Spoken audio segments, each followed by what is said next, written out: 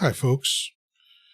Chocolate Yoddah here, spelled Yoddah, because film studios are litigious. It is either very late at night or very early in the morning, depending on your perspective.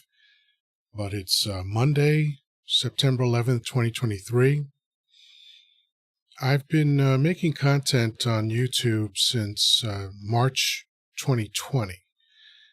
And I find that every September 11th, I say something about the day. Of course, it's easy to think about all the horror of that day. I was in the city, and I saw all the crazy stuff that happened. But that's not what I focus on. I tend to focus on the good stuff that came out of it, even though it's hard to believe that anything good might have come out of that day. There were a couple things. One thing in particular, and I've talked about this before, but I think it's worth repeating.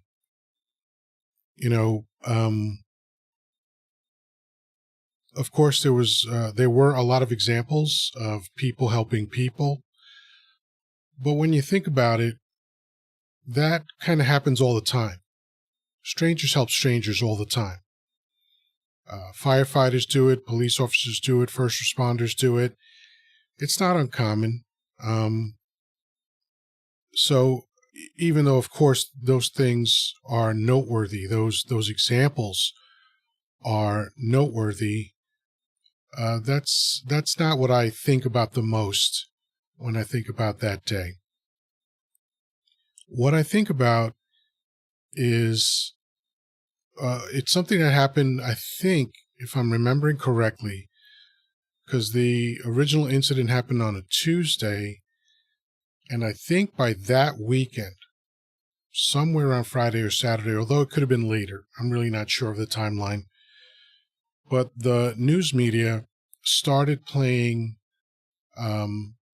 voicemails of the people that were in the towers and knew that they were going to die.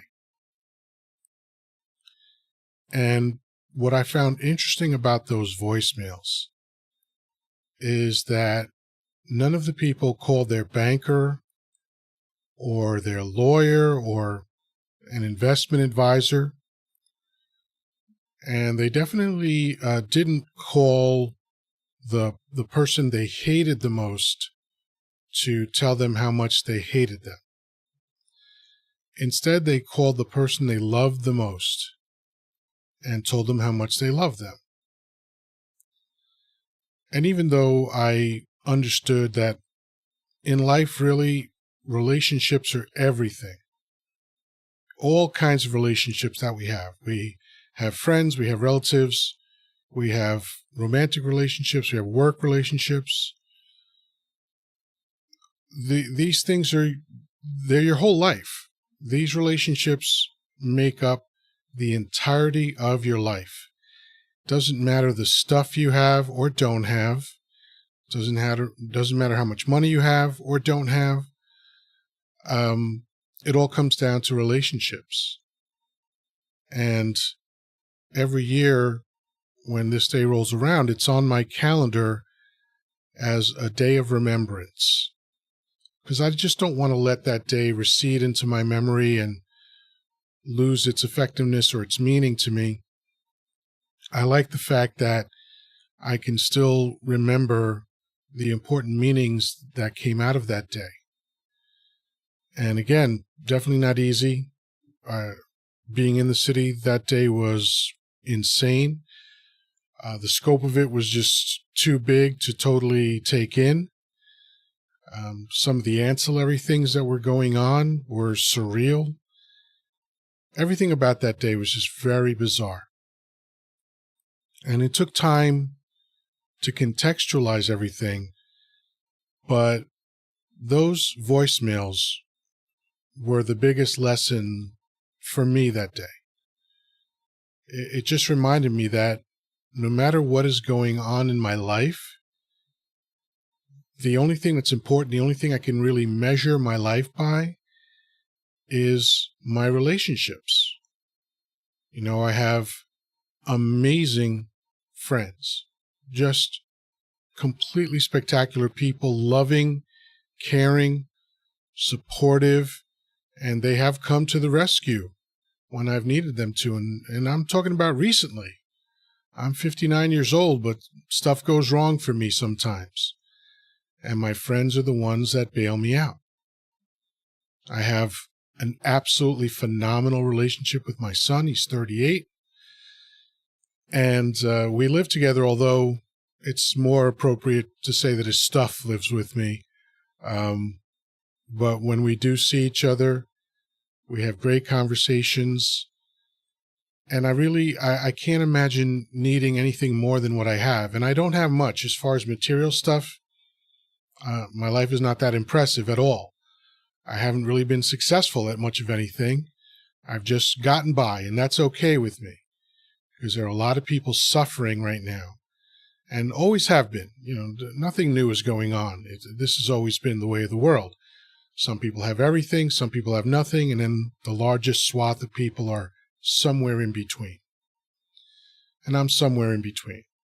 I don't have a lot of material things, but I don't care. The list of what I don't have is almost infinite, and I don't spend any time thinking about that stuff at all. I just think about how grateful I am for the amazing people in my life, for the fact that I have the luxury of sleeping indoors every night. I eat every day. I mean, take a look at me. Obviously, I eat more than I need to. And I have running water coming out of 2 sinks in my place. And as I like to say, I'm so fancy that I filter the water for the extra first world experience. So that's just what was on my mind today. This day always just, I always just stop and just think about how amazing my relationships are. And of course, I think about the other aspects of the day. I never want to forget those things, but I really want to emphasize the positive that I got from that entire experience. I just don't want to focus on the negative. It's there. I understand it. I know it. I'll never forget it. But I focus on remembering how amazing my relationships are, remembering how fortunate I am and how grateful I am. And that's what gets me through the night. So I hope you can think about something positive with regard to September 11th, 2001, or make today, September 11th, 2023, as spectacular as it can be. All right, folks, that's it for now. Peace, love, and granola. Talk to you soon.